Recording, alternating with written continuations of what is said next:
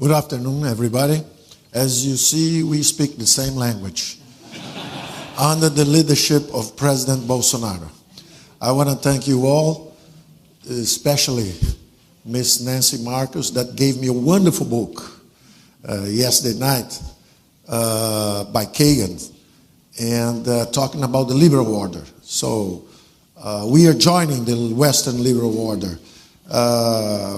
Markets, and a very vibrant democracy. Our president was elected with less than $1 million campaign. It never happened before. It will never happen again.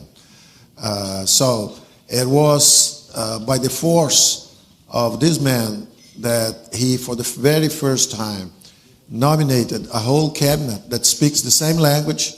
All of us committed to transform the country and using this window of opportunity of making Brazil great at last. So, we had for 30 years a state-centered economy. And this is usual. This corrupts democracy and stagnates the economy. So Brazil used to grow last century, 3/4 of last century. Brazil was one of the fastest growing economy in the world. It was Brazil against Japan, 7.3, 7.4 for 20, 30, 40 years. In the 70s, the GDP of China was half of ours. The per capita income was 1/10 of ours. And we have natural resources, much more than China.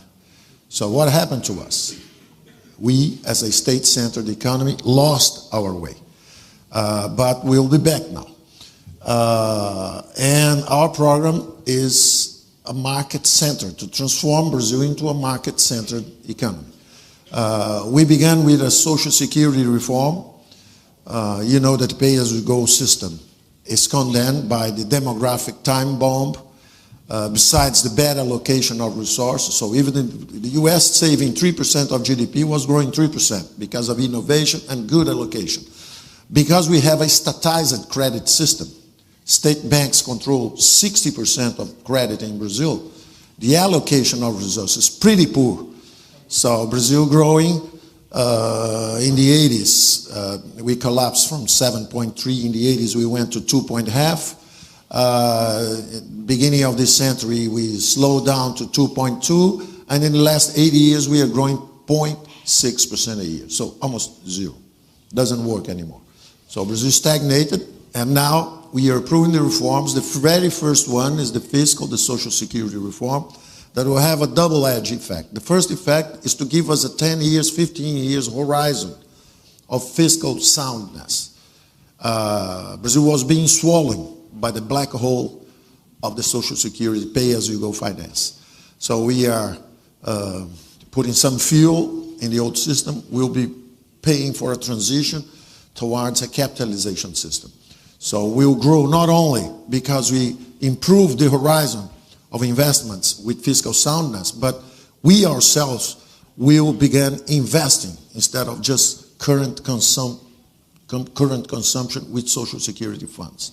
So, second reform, privatization. Brazil spends every year $100 billion just to pay interest on that. The Marshall Plan, who rebuilt Europe after the Second World War, is $106 billion over 8 years. Brazil every year rebuilds one Europe without escaping poverty. So making a perverse income transfer every year, exactly because we borrow as if there was no tomorrow. This is the way they behave with the government there. Keep borrowing, and sending the bill for the future generations. So we have to pay the bill now. And the president has courage, and the men that he nominated are ready for the sacrifice, and will do it. In the third place, so the social security reform give us 10, 15 years of fiscal horizon. We reduce this perverse public spending and just paying. Brazil became hell to entrepreneur with very high taxes, very high interest rates, and it became paradise for rentiers. We'll change that. Our friend Salim Matar is here, is a Brazilian billionaire. He'll sell everything we have there, from the president's palace to the house I was supposed to live, to everything we can sell. Of course, it will be very hard because the president already cut by 70% or 80% the costs with the palace. But we'll try to dislodge him. We'll try to get him out of the palace. At the end, we'll try to sell Petrobras. We'll try to sell Banco do Brasil, or at least merge. We'll try to merge Banco do Brasil with Bank of America. They are great in real estate. They are great in real estate. They are great in real estate and agricultural loans. So let's put them together. We already put Boeing and Embraer together. Let's begin building transnational companies. Let's go beyond frontiers in this alliance for business. As our mining and energy minister said, he was moderate. He said about the $500 billion that we'll be having as investment opportunities. He's an investment opportunity portfolio. He's just walking by the room and he has opportunities for everybody in mining, oil and gas, in electricity. So, but more than that, the estimates are of almost $1 trillion coming out of the ground in the next 35 years in oil and gas, which is the offshore frontier. So in this morning we were just talking to the CEO of ExxonMobil. All of us grown up in Brazil. We grown up in Brazil every night. There was a big sponsor. ExxonMobil was the sponsor of the news. Every night we heard Exxon reports and then the news. I grew up listening to this. The president made the remark, same thing. The president is younger than me. So I saw it first, then the president came. And we would love to have Exxon great again in Brazil because it was big. It controlled like 30-40% of distribution, oil distribution in Brazil. Exploration not that much because Petrobras had the monopoly since then. And that's why the oil never comes out the ground or the sea, because monopolies are not good for the economy. And we were talking about this.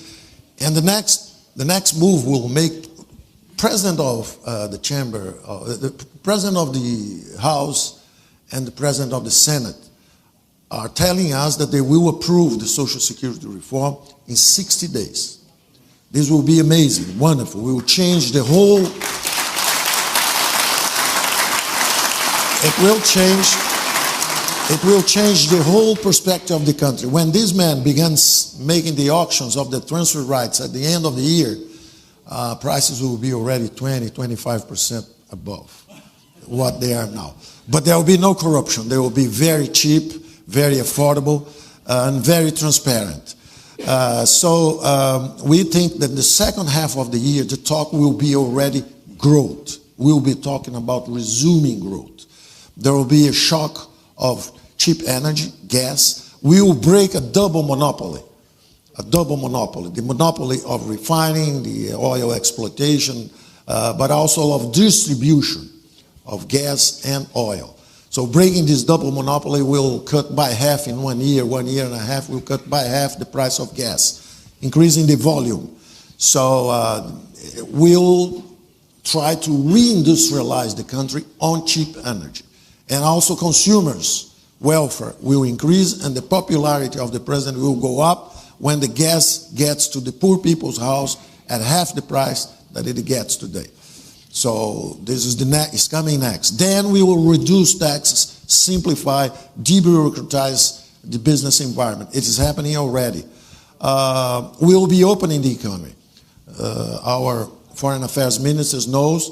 As soon as we got there, he conducted conversations with Argentina, and the president is going very well with Macri in Argentina, is going very well with the president of Paraguay. So what the left tried to do, which was unify South America around an obsolete ideology, our president, we will unify Latin America around a modern market economy. Thank you, sir. Thank you very much. So, He's thanking me. I think I should finish now.